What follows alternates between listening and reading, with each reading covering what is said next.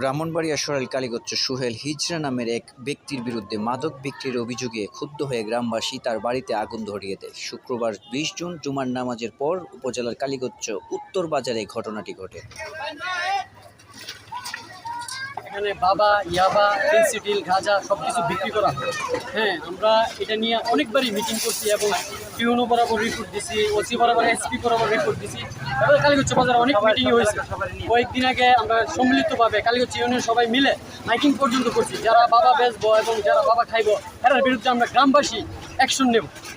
হ্যাঁ, প্রশাসনেরও আমরা অবগত করছি। হ্যাঁ, পরে আজকে জুমার নামাজের পর সমস্ত গ্রামবাসী মিলে এইটা বাবার যে আস্তানারা এটা উৎখাত করছে সবাই মিলে, গ্রামবাসী সবাই মিলে।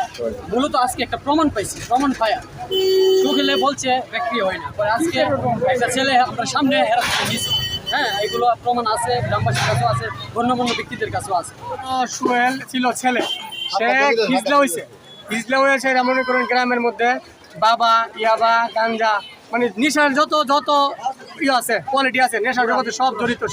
সে ছোট ছোট পোলা বান্ডে এগুলা শিয়াইতেছে, চুরি, ডাকাতি, বদমাশি আর মানে সব এইগুলা করে মানুষের শিয়া। এবং গ্রামের মানুষ এর বলতে আজকে 3 বছর ধরে হচ্ছে। আজকে আপনার বাজারের মধ্যে এক ছেলেরে বলতেছে, বলে কিরে তুই বলে আমার এখানে ভাড়া দেস, তো ভাড়া দিলে না আমি তো ভাড়া দিই না, তুই ভাড়া দেস, তুই এমন যাইস গেলে তোর অবস্থা খারাপ করবে। কি খারাপ করবে? তুই এগুলো ব্যবহার করস, বিক্রি করস, বাবা ইয়াবা সময়গুলো তুই বিক্রি করস, নেশা জাতীয় জিনিস তুই এগুলো করলি, আবার তোর তুই করি লিগা আমি করি বলি যাবো বাজারে ওপেন বেছো, আমার কেউ কিছু করতে পারতো না। তারপরে মনে করেন আপনার গ্রামের মানুষের মসজিদের মধ্যে জানানো হয়েছে এই ব্যাপার। মসজিদের বলছে গ্রামবাসী সাহেব সাথে যারা আছে সবাই ঘুরছে এবং বলছে বলে আমরা এটার ব্যর্থ, মানে আজকের থেকে মনে করেন 3 বছর ধরে সকাল বিকাল রাত্রে মিটিং করতেছে, মানতে রাখি না, এই অবস্থা করছে। সোহেল হিজড়ার বেপরোয়া চলাফেরা আর এলাকায় মাদক ছড়িয়ে দেওয়ার শঙ্কায় গ্রামবাসী ক্ষুব্ধ হয়ে শুক্রবার বাদ জমা একযুগে মাদকের আস্তানা স্লোগান দিয়ে ওই বাড়িতে আগুন ধরিয়ে দেয়। খবর পেয়ে সরাইল ফায়ার সার্ভিস ঘটনাস্থলে পৌঁছালে গ্রামবাসীর বাধায় ফায়ার সার্ভিস টিম আগুন নিয়ন্ত্রণ না করেই ঘটনাস্থল ত্যাগ করেন।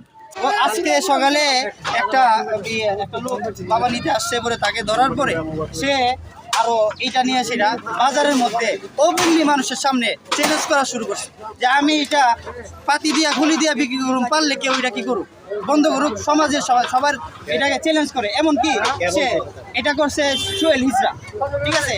এমনকি সে টাকার বান্ডিল নিয়ে সে বলতেছে আমি সমাজকে আমি পালি, আমি এখন গিয়ে থানাটা কিনুক, ঠিক আছে।